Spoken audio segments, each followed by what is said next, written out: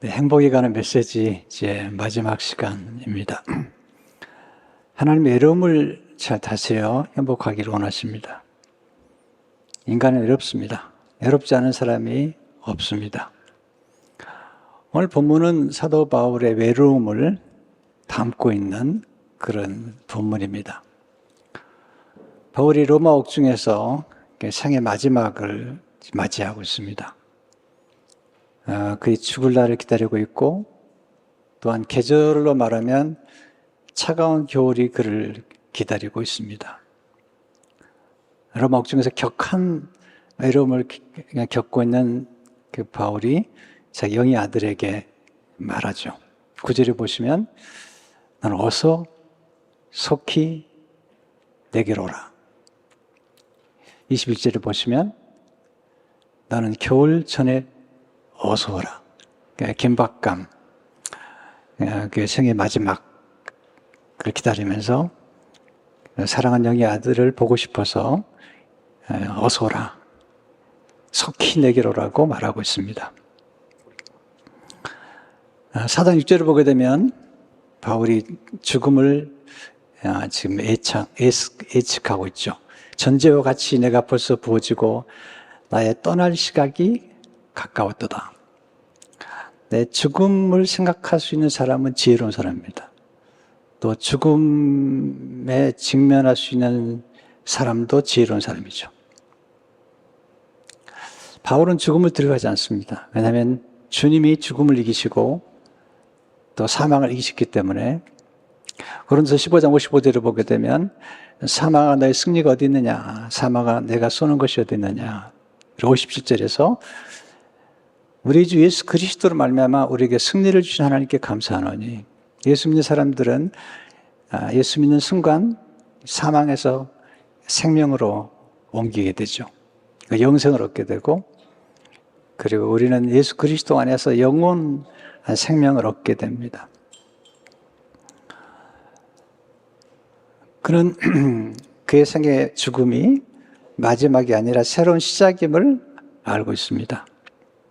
7절 8절을 보시면 나는 선한 싸움을 싸우고 나의 달려갈 길을 마치고 믿음을 지켰으니 이제 후로는 나를 위하여 의의 면류관이 예비되었으므로, 인생의 달려갈 길을 마친 다음에 그것이 끝이 아니라 이제 후로는 면류관이 예비되었다.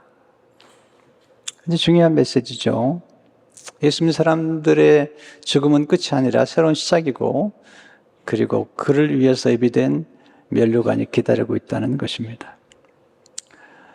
그 영의 아들 디모데에게 그가 죽음을 두려워하지 않지만 외롭다고 편지를 쓰고 있습니다. 우리는 외로움을 좀 알고 외로움을 잘 다스리는 것이 또 행복의 길로 가는 것입니다. 오늘 본문에서 배우는 첫 번째 교훈은 인간은 누구나 외로움을 경험합니다. 예수 잘 믿어도 외롭습니다. 외로움은 인간의 실존이죠. 사도 바울이 예수님을 정말 잘 믿잖아요. 그러나 그는 외롭습니다. 우리는 평생 외로움과 씨름해야 되죠. 외로움을 잘 다스리지 못하면 소외감에 빠지게 되죠. 소외감. 소외감은 뭐죠? 소외감이란 사람들에게 따돌림을 받고 있다는 느낌입니다. 소외감은 거절당하고 버림받았다는 느낌입니다. 학생들이 학교에서 왕따를 당하는데 굉장히 힘듭니다. 굉장히. 인간이 경험하는 여러 가지 고통 가운데 소외감은 또 하나의 고통이죠. 마다 테레사는 말하죠. 세상에 여러 가지 고통이 있습니다. 굶주림에서 오는 고통, 집 없는 서름에서 오는 고통, 모진 질병에서 오는 고통. 그러나 가장 큰 고통은 외로운 것, 사랑받지 못하는 것, 옆에 아무도 없다는 소외감일 것입니다. 그럼 이런 소외감은 어디서 왔는가? 죄로 말미암아서 시작된 것입니다. 아담과 하와가 지은 죄 때문에 하나님과 단절되었고 인간과 인간 사이에 소외감이 시작된 것입니다. 바울은 지금 그가 왜 외로운지 이를 이렇게 편지에 쓰고 있어요. 우리 삶 가운데 외로움을 경험하는 게 많지만 특별히 바울이 경험한 외로움을 보면서 우리도 바울처럼 언제 외로움을 경험하는지를 좀 알면 좋겠습니다. 첫째로, 사람들의 배신과 이별이 우리를 외롭게 만듭니다. 배신. 네, 우리를 떠나간 사람들. 디모데후서 4장 9절에 보면 대만은 이 세상을 사랑하여 나를 버리고 데살로니가로 갔고 그레스게는 갈라디아로 디도는 달마드로 갔고. 우리가 버림받을 때 굉장히 외롭죠. 디모데후서 1장 15절을 보게 되면 아시아에 있는 모든 사람이 나를 버린 이 일을 내가 아노니 그 중에는 북일로와 허메게네도 있느니라. 소아시아에 있던 모든 사람이 바울을 버렸다. 생의 마지막에 경험하고 지금 있는 것은 그를 버린 사람들에 대한 기억이죠. 오늘 보면 16절도 보면 내가 처음 변명할 때 나와 함께 한 자가 하나도 없고 다 나를 버렸으나 그들에게 허물을 돌리지 않기를 원하노라. 이게 참 사역자가 걸어가는 길이고 또 목회자가 걸어가는 길입니다. 바울이 배신을 경험한 거고 또 예수님께서 십자가를 지실 때 그 사랑했던 제자들이 다 예수님을 버렸잖아요. 마가복음 14장 5절에 50절에 보면 제자들이 다 예수를 버리고 도망하니라. 가룟 유다만 예수님을 판 게 아니에요. 또 베드로만 예수님을 부인한 게 아니라 제자들이 다 예수를 버리고 도망하니라. 우리는 살아가면서 우리가 가장 사랑하고 가장 은혜를 베풀었던 사람들이 우리를 배신할 때, 또 우리 떠나갈 때 우리는 외로움을 경험하게 되죠. 바울이 가장 외로울 때 그의 곁에 있었던 한 사람을 소개하면서 그의 외로움이 얼마나 지금 격한지를 말하고 있죠. 11절을 보시면 누가만 너와 함께 있느니라. 이 표현 속에도 굉장한 외로움이 깃들어 있죠. 누가만 너와 함께 있느니라. 그러면서 디모데 내가 올 때에 마가를 데려와라. 마가가 보고 싶다. 한때 내가 그를 버렸지만 이제 훌륭하게 컸기 때문에 내가 그를 보고 싶다. 11절에 보시면 내가 올 때에 마가를 데리고 오라. 그가 나의 일에 유익하니라. 두 번째, 상처받은 기억이 우리를 외롭게 만들면 상처받은 기억. 바울은 솔직하죠. 그러니까 누가 자기에게 상처를 주었는지, 자기를 괴롭혔는지 영의 아들 디모데에게 말합니다. 14절 15절에 보시면 구리 생업자 알렉산더가 나에게 해를 많이 입혔으며 주께서 그 행한 대로 그에게 갚으시니 너도 그를 주의하라. 그가 우리 말을 심히 대적하느니라. 인간의 기억이 우리를 행복하게도 만들겠지만 우리를 참 아프게 만들죠. 외롭게 하죠. 바울은 구리 생업자 알렉산더가 그를 괴롭혔다. 그가 하나 전한 복음을 대적했다고 얘기하고 있습니다. 바울은 영적 건이지만 그러나 동시에 지극히 평범한 인간인 거죠. 가끔 그렇게 얘기할 수 있죠. 어떻게 바울이 또 어떻게 목사님이 이렇게 얘기할 수 있는데 여러분 우리 인간 안에는 양면성이 있는 거죠. 예수 믿는 동안 순간 신성한 성품이 우리 안에 들어오지만 또 우리는 연약한 인간의 모습이 여전히 남아있는 거죠. 베드로서 1장 4절을 보게 되면 이로써 그 보배롭고 지극히 큰 약속을 우리에게 주사 신성한 성품에 참여하는 자가 되게 하려 하셨느니라. 여러분 안에 제 안에 신성한 성품이 있어요. 우리 안에 신성이 있는 거죠. 놀라운 얘기죠. 가끔 여러분 속에 스스로가 느낄 거예요. 내가 어떻게 이런 신성한 생각을 하지? 네, 그러나 동시에 우리는 지극히 연약한 인간임을 기억해야 됩니다. 세 번째, 고립이 우리를 외롭게 만든 고립. 로마 옥중에 갇혀 있잖아요. 감옥은 고립의 장소요, 격리의 장소죠. 우린 이번에 팬데믹 기간을 통해서 코비드에 걸리게 되면 격리를 우리가 받게 되잖아요. 또 참 외로운 시기였어요. 병원에 입원해도 가족이 찾아올 수가 없어요. 저도 그 팬데믹 기간에 병원에 입원한 적이 있는데 가족이 찾아올 수가 없어요. 감사하게도 제 주치의께서 2번이나 방문해 주셨는데 너무너무 감사했어요. 사람은 서로를 의지하며 살아갈 수밖에 없는 사회적 존재인데 격리됐을 때 외롭게 되고 혼돈스럽게 됩니다. 여러분, 세리 요한은 얼마나 예수님을 잘 증거한 사람이죠. 근데 그가 감옥에 갇혔을 때 혼돈스러웠고 그는 침체를 경험하고 그는 우울해졌습니다. 그래서 의심이 찾아온 거죠. 제자들 보내가지고 놀라운 질문을 하죠. 마태복음 12장 3절을 보게 되면 오실 그이가 당신이 오니까 우리가 다른 일을 기다리리까. 바울이 이 세리 요한이 얼마나 예수님을 잘 증거했습니까? 그런데 고립을 경험하면서 그에게 영적 침체가 찾아왔고 그리고 의심이 찾아온 거죠. 그래서 예수님께 제자들을 보내서 정말 당신이 메시아입니까? 예수님께서 세리 요한을 위로해 주시죠. 여자가 낳은 자 중에 세리 요한보다 큰 자가 없느니라. 가서 얘기해 주어라. 걷지 못하는 자가 걷고 보지 못하는 자가 보게 되는데 내가 메시아다. 그렇게 말해요. 네 번째, 인생의 차가운 겨울이 우리를 외롭게 합니다. 계절 가운데 겨울은 우리를 외롭게 만드는 계절이죠. 바울은 로마 옥중에서 차가운 겨울을 기다리고 있습니다. 디모데에게 21절에 이렇게 말하잖아요. 너는 겨울 전에 어서 오라는 거죠. 바울은 자연적인 이 자연의 계절 때문에 외로운 것뿐만 아니라 그는 인생의 계절, 피할 수 없는 인생의 계절 있죠. 그것은 죽음이죠, 죽음. 우리 여기 앉아있는 분들은 아마 모두 죽지 않을 거라고 생각할 것 같아요. 우리 누구나 다 죽게 돼 있죠. 네, 이 땅을 떠나게 되면 이제 우리 새로운 세계로 들어가게 되는데 바울은 지금 이제 나이가 좀 들었어요. 바울이 옥중에서 쓴 서식 가운데 빌레몬서가 있는데 빌레몬서 1장 9절에서 이렇게 말하죠. 되려 사랑으로서 간구하느라 나이가 많은 나 바울은 지금도 예수 그리스도를 위하여 갇힘자 되어. 그 당시에 바울은 꽤 나이가 들었어요. 지금은 80, 90까지 100세까지 사시지만 그 당시 평균 연령이 높지 않았어요. 근데 바울이 나이가 65세쯤 됐는데 나이가 많아졌다. 사람들 나이가 되면 외로워요.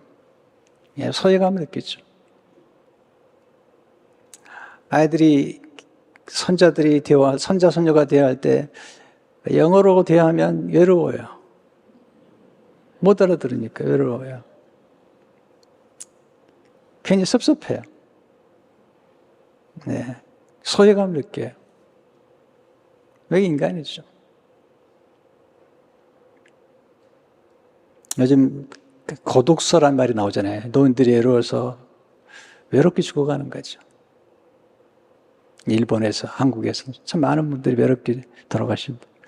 영국에서는 이 고독한 분들을 돕기 위해서 고독부 장관을 세웠어요. 고독부 장관. 바울은 이제 죽음을 직감하고 있잖아요.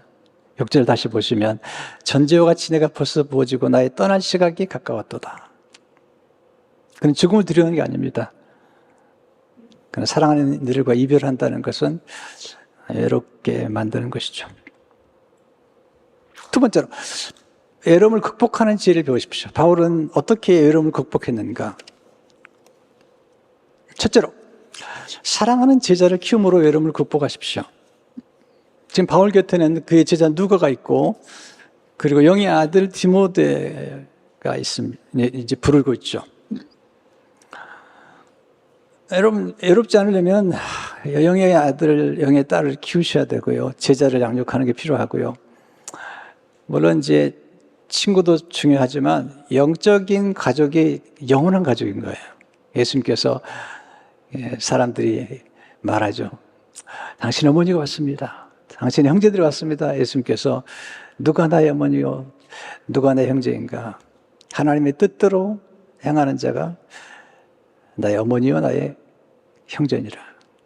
그러니까 사실은 육신의 형제도 중요하지만 그래 영적인 가족은 영원한 가족이죠. 그래서 영의 아들을 그는 키웠던 거죠. 그는 결혼한 적이 없어요. 영의 아들을 키웠죠. 디모데후서 1장 2절을 보게 되면 디모데전서 1장에 보면 믿음 안에서 참 아들 된 디모데에게 편지하노니, 후서 1장에도 보면 사랑하는 아들 디모데에게 편지하노니, 그는 또 디도를 그의 아들로 삼았죠. 디도서 1장 4절을 보게 되면 같은 믿음을 따라 나의 참 아들 된 디도에게 편지하노니. 하나님 우리 위로하실 때 보통 세 가지로 위로하세요. 첫째는 말씀을 위로하시고, 두 번째는 사람을 통해 위로하세요. 사람을 통해서. 세 번째는 성령을 통해서 위로하세요. 성령을 통해서. 바울이 외로울 때 디도가 엄으로 위로를 받았어요.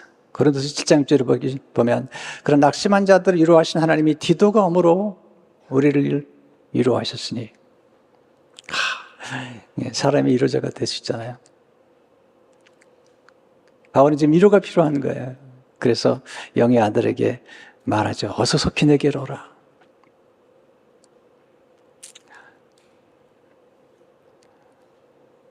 둘째로 몸을 따뜻하게 함으로 외로움을 극복하십시오.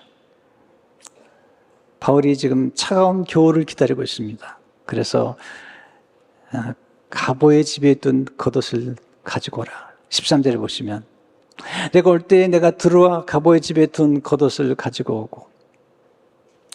우리 몸과 마음과 영혼이 연결되어 있습니다.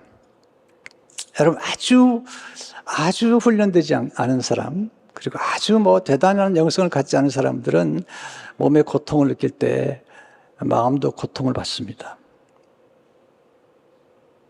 정말 육체를 초월한 사람 아니면 몸의 고통을 경험할 때 마음도 고통스러워지고 또 영혼도 아프죠. 우리는 연결되어 있기 때문에. 그래서 몸이 추우면 마음도 추워지죠. 젊었을 때는 몸에서 열을 스스로 만들어내기 때문에 그렇게 두꺼운 옷 입지 않아도 되지만 나이가 드시면 추워요, 추워. 그래서 옷을 따뜻하게 입어야 돼요. 멋부리지 마세요. 멋이 중요한 게 아니에요. 우선 따뜻하고 봐야 돼.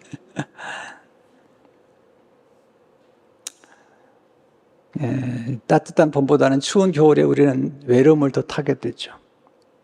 자기를 잘 돌봐줘야 돼요. 자기를 진정으로 돌봐주지 않은 사람만이 다른 사람을 동급해 줄 수 있어요. 자기를 진정으로 사랑해 본 경험 있는 사람이 다른 사람을 사랑해 줄 수 있죠. 자기를 돌봐줘야 돼요. 추울 때는 옷을 입고 또 나이가 드시면 따뜻하게 옷을 입는 게 좋아요. 파카 입으세요. 두꺼운 거 입으세요. 네, 괜찮아요. 따뜻해야죠. 따뜻한 음식, 따뜻한 차, 따뜻한 커피 너무 좋죠. 저는 가끔 비행기를 타고 여행하다 보면 비행기가 너무 차가운데 이렇게 내려와가지고 설렁탕이나 곰탕을 먹고 나면 다 몸이 따뜻해지. 또는 김치찌개 그냥 삼겹살 툭툭 썰어가지고 먹고 나면 몸이 그냥 치유가 돼요. 음식이 몸을 치유하는 거예요. 그래서 따뜻한 옷을 가져와라. 세 번째, 성경과 좋은 책을 가까이 함으로 외로움을 극복하십시오. 바울은 디모데에게 책을 갖다 달라. 13절에 또 책은 특별히 가죽 종이에 쓴 것을 가져오라. 성경이었을 가능성이 많다 그렇게 얘기해요. 하나님의 말씀이 우리를 위로하죠. 우리를 따뜻하게 덮여주는 게 말씀이에요. 시편 119편 50절을 보시면 이 말씀은 나의 고난 중에 위로라. 주의 말씀이 나를 살리셨기 때문입니다. 하나님의 말씀이 우리의 위로가 되죠. 그래서 성경을 읽고 성경을 가까이 하고 성경 말씀을 암송하는 것은 굉장히 중요한 거죠. 왜냐하면 우리가 인생의 차가운 외로운 계절을 맞이할 때 하나님의 말씀이 우리 곁에서 우리를 떠나지 않고 우리를 위로해 주기 때문이죠. 또한 좋은 책이 우리를 위로하죠. 책은 우리를 배신하지 않습니다. 우리 곁을 떠나지 않습니다. 좋은 책은 우리 마음을 따뜻하게 해주고 인생의 고난이나 외로움을 승화시킬 수 있는 긍정적인 반응을 할 수 있도록 도와줘요. 해석을 잘하도록 도와줘요. 인생의 모든 해석이잖아요. 해석을 잘하도록 도와주죠. 그래서 제 인생이 어렵고 힘들 때, 외로울 때 책을 보면서 많이 위로를 받았어요. 그리고 나만 어려운 게 아니구나. 또 하나는 고난이 축복이구나. 이렇게 깨달은 거죠. 제가 이제 다음 주간부터 10주 동안 형통을 통해 성장하는 지혜에 대해서 말씀드리려고 그래요. 형통이란 히브리 단어가 사칼인데 그 단어란 뜻이 지혜예요, 지혜. 형통하려면 지혜로워야 돼요. 형통이 뭔가 알아야 되겠죠. 그래서 조금 아마 10주 동안 말씀을 드리려고 준비하고 있어요. 근데 제가 지혜를 얻는 또 하나의 놀라운 소스는 성경 말씀과 성령의 도우심과 함께 책이요, 책. 스폴전이 이렇게 말하죠. 이 본문에 대해서. 바로 성령 충만을 받았으나 책을 원했다. 적어도 30년을 설교했으나 그는 책을 원했다. 부활하신 주님을 직접 보았지만 그는 책을 원했다. 다른 사람보다 더 많은 지식을 가졌고 하늘에 끌려 올라가는 경험과 신약의 여러 책을 기록했음에도 그는 책을 원했다. 그러므로 너는 책을 읽는데 자신을 내어주라. 영의 아들에게 이제 한 말을 스폴전이 이렇게 주석하고 있습니다. 책은 우리의 지도자입니다. 책은 우리의 스승이죠. 우리의 연인이 될 수도 있어요. 우리의 안내자, 우리의 친구가 될 수 있습니다. 네 번째, 하나님과 친밀한 교제를 나눔으로 외로움을 극복하십시오. 바울은 외롭지만 그의 곁에 하나님이 함께 하세요. 성령이 함께 하세요. 17절을 보세요. 주께서 내 곁에 서서 나에게 힘을 주시면 나를 말미암아 선포된 말씀이 온전히 전파되어 모든 이방에 듣게 하려 하심이 내가 사자 입에서 건짐을 받았느니라. 하나님이 함께 하시다. 성령께서 함께 하실 때 우리 위로를 받게 되죠. 예수 믿는 게 정말 축복이에요. 왜냐하면 예수 믿을 때 성령이 우리 안에 거하시면서 우리 곁에서 우리와 영원히 함께 하시는 분이 성령님이시잖아요. 뿐만 아니라 바울의 마음속에 소망을 품게 해주는 소망, 천국에 대한 소망. 네, 이 소망이라는 게 우리 삶 가운데 얼마나 중요한지 몰라요. 18절을 보세요. 주께서 나를 모든 악한 일에서 건져내시고 또 그의 천국에 들어가도록 구원하시리니 그에게 영광이 세세 뭉토록 있을지어다. 아멘. 하나님과 친밀한 교제를 나누는 것. 이게 기도죠, 기도. 기도할 때 하나님과 친밀한 교제를 나눌 수가 있죠. 또 하나님의 말씀을 읽고 묵상할 때 하나님과 친밀한 교제를 나눌 수가 있죠. 하나님이 주시는 위로를 거절하면 안 됩니다.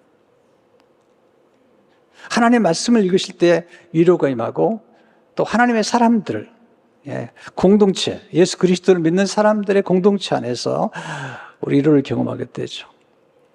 그래서 성령께서 위로자가 되셔서 우리 위로하시는 것입니다. 마지막으로 외로움을 고독으로 승화시키는 지혜지. 외로움. 영어로는 loneliness인데요. 외로움이죠. 소외감. 고독은 solitude라고 그러는데 고독이라는 말을 쓰기도 하고 홀로있음 또는 독거라는 말을 쓰기도 합니다. 외로움은 부정적인 표현이죠. 외롭다. 고독, solitude는 하나님과 친밀한 교제를 나누고 하나님 앞에 홀로 있는 것을 의미해요. 전능하신 하나님 앞에 홀로 있는 것 때문에 외로움을 뛰어넘어서 하나님과 함께하는 시간, 이게 고독의 시간이죠.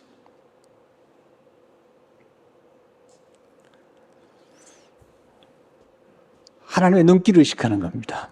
흔히 나오는 이렇게 말하죠. 영성 훈련이란 외로움에서 홀로 있음으로 들어가는 것이다. 외로움의 문지방에서 홀로 있음, 곧 하나님 앞으로 들어가는 것. 이게 이제 영성 훈련의 중요한 거죠. 외로움이 사막이라면 홀로 있으면 오아시스입니다. 홀로 있으면 물된 동산 같은 축복 속으로 들어가는 것입니다. 하나님 앞에 홀로 있을 때 풍성한 축복을 받아 누리게 돼요. 혼자 잘 지낼 수 있는 사람이 다른 사람과도 잘 지내요. 자기 자신과 좋은 관계를 맺은 사람이 다른 사람과도 좋은 관계를 맺게 돼요. 그래서 어릴 적에 부모의 사랑이나 할머니, 할아버지의 사랑을 충분히 받는 경험이 필요해요. 이걸 애착이라고 그래요, 애착. 어릴 적에 부모님이나 할머니, 할아버지 사랑을 잘 받게 되면 아이들의 마음속에 신뢰가 생겨요.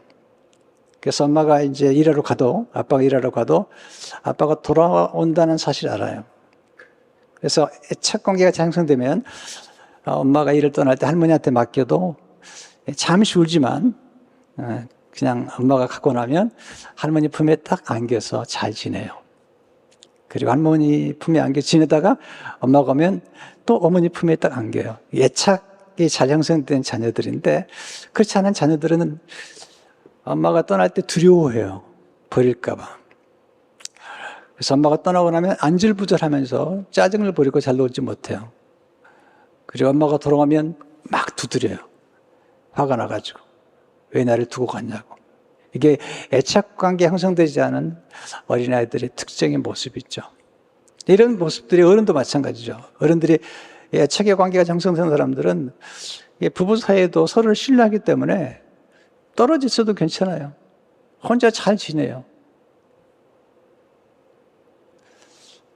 돌아오면 또 서로 포옹해주고 그러는데 그렇지 않을 경우는 막 화를 내고 돌아오면 더 신경질을 부리고 이런 결과를 갖게 되죠. 여러분 혼자 잘 지내세요. 잘 지내는 게 좋은 거예요. 당신 없이 못 살아. 그런 얘기 하지 마세요. 너무 잘 살아요. 내가 보니까. 당신 없이도 잘 살아야지 당신 방패도 잘 사는 거예요.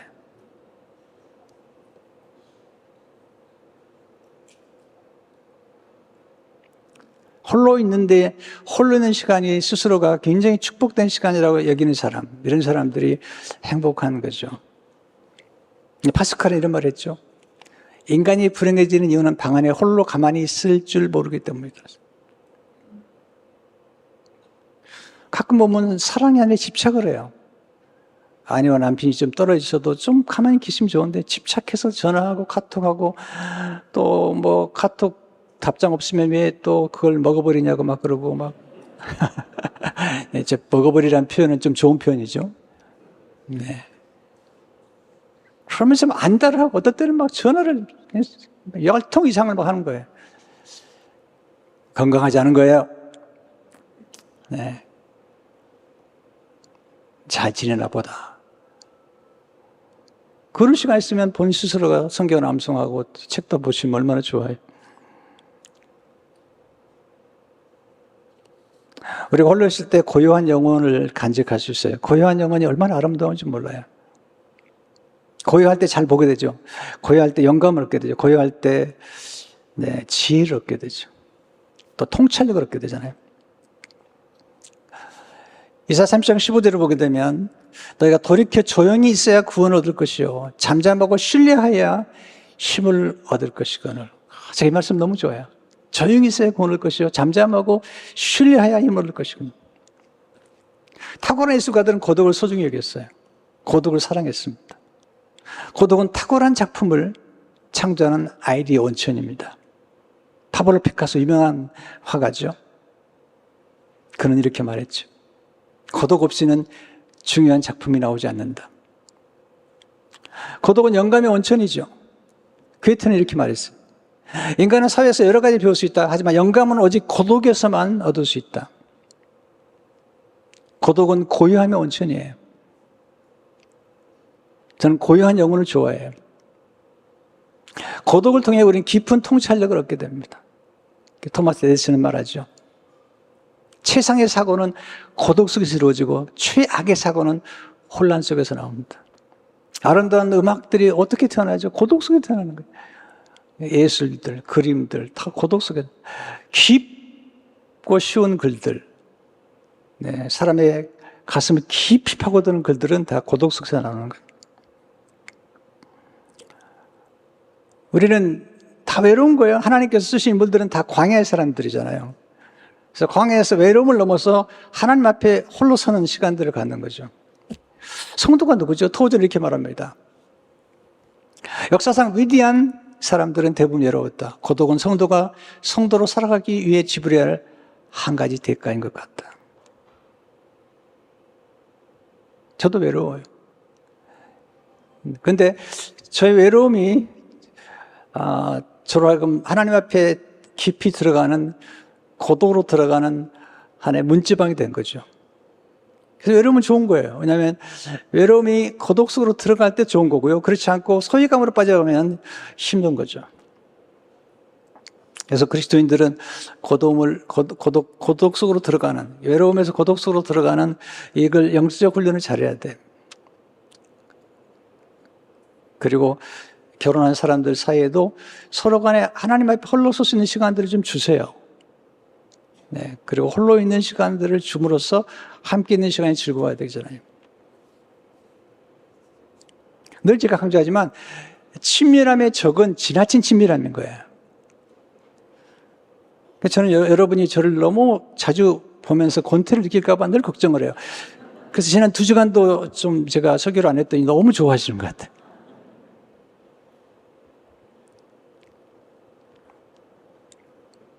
물론 이제 저도 뭐 이렇게 집회도 나가고 그러지만 저는 이렇게 막 돌아다니는 게 별로 좋아하지 않은 것 같아요.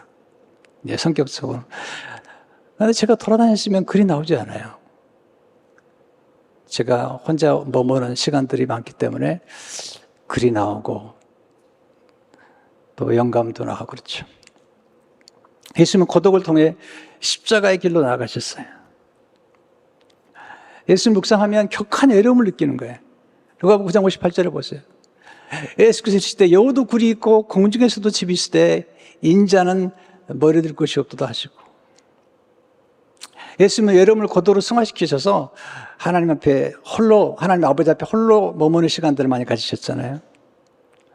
마태복음 14장 23절을 보게 되면 머리를 보내신 후에 기도하러 따로 산에 올라가시니라 저물매 거기 혼자 계시다니. 이야, 혼자 계셨다. 오병이의 기적을 일으켰어요. 사람들이 예수님을 임금 삼으려고 그랬어요, 왕으로. 그런데 예수님이 인기에 영합하지 않냐고 홀로 산으로 가시죠, 기도하러. 요한복음 6장 15절을 보게 되면 그러면 예수께서 그들이 와서 자기를 억지로 붙들어 임금으로 삼으려 줄 아시고 다시 혼자 산으로 떠나가시니라. 예수님 홀로 있음과 함께 있음에 조화를 이루셨어요.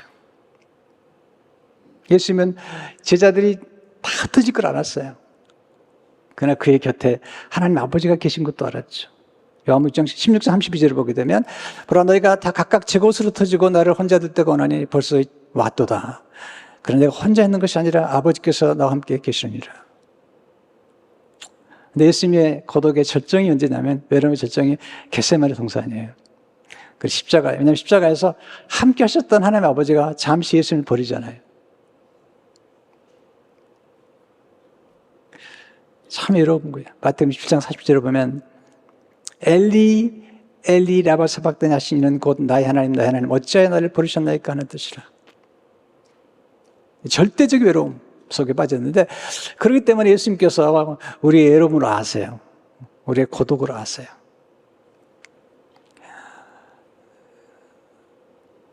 예수님께서 우리 곁에 계신 거죠. 근데 예수님이 보세요. 예수님이 십자가의 고독이 아니라면 우리는 구원받지 못해요. 예수 십자가의 고독이 가장 놀라운 부활의 열매를 낳고 우리를 구원하는 열매가 된 거죠. 우리 생애 가운데 외로움과 고독이 잘 승화가 되면 너무나 좋은 작품들이 나오는 거죠. 여러분, 사업하는 분들이 얼마나 외로워요. 얼마나 힘들어요.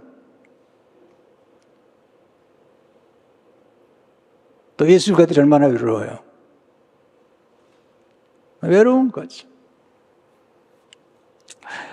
목사 외로워요. 네, 멋있게 보이죠. 행거치프도 촥 하고 이렇게 싹 하면서 이렇게. 외로운 거예요. 외로운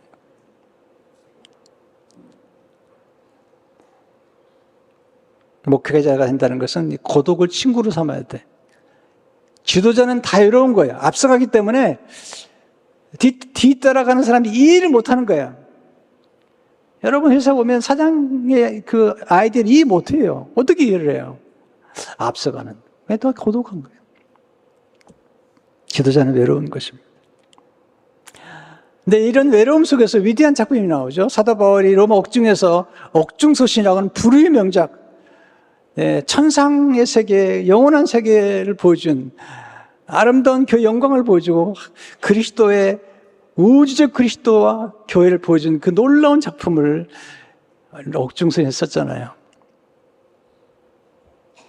그게 이제 하나님의 신비로운 방법이죠. 어떻게 하면 여러분 극복할 수 있죠? 영의 자녀를 키우세요. 여러분 사람 전도하시고요. 제자로 키우세요. 1:1 양육도 하시고 또 제자반도 들어가시고 그렇게 하세요. 영의 자녀가 중요해요. 인간적인 친구들은요, 필요하지만 영원하지 않아요. 그러나 그리스도 예수 안에서 만난 자녀들은, 가족들은 영원해요. 왜냐하면 그리스도의 피를 같이 마셨기 때문이에요. 성령을 받았기 때문이에요. 영생을 소유한 사람들이기 때문이죠. 몸과 마음을 따뜻하게 하세요. 성경과 좋은 책을 가까이 하세요. 하나님 임재를 의식하세요. 그리고 특별히 맡겨진 사명에 집중하세요. 사도 바울은 생애 마지막까지 사명에 집중하잖아요. 은혜의 복음을 증거하는 일에, 그리고 교회를 돌아보고, 그리고 마지막 순간까지 영의 아들들을 돌보는, 교회를 돌보는 글을 쓰잖아요.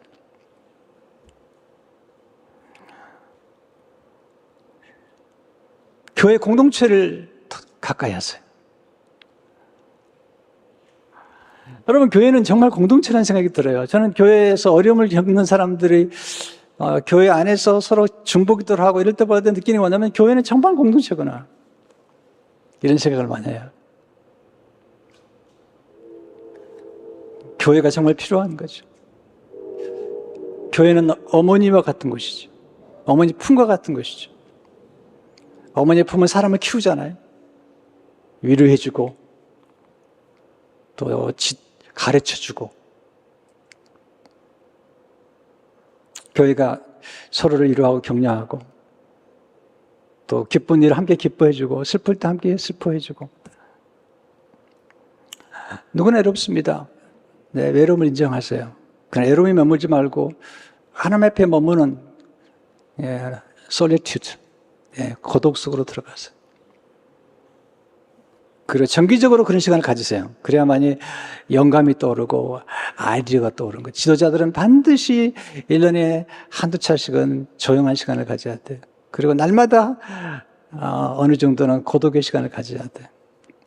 그래야지 전체가 보이는 거예요. 숲 밖을 나와야 숲이 보이는 거예요. 내가 숲 속에 있으면 숲이 안 보이는 거죠. 지도자들은 이런 고독을 통해서 하나님과 함께 삶을 관조하면서 숲 밖에 나와 숲을 보면서 인생 전체를 볼 수 있는 눈이 생겼대요. 저도 가끔 교회를 떠날 때 숲 밖에서 우리 교회를 봅니다. 그리고 내가 하고 있는 사역들이 올바른 사역들인지, 뭘 잘못하고 있는지를 이렇게 성찰하는 시간들을 갖게 됩니다. 외로움을 다스려 더 아름답고 행복한 삶을 사시기를 바랍니다. 기도하겠습니다. 하나님 아버지, 외롭습니다. 결혼해도 외롭고 혼자 살아도 외롭습니다.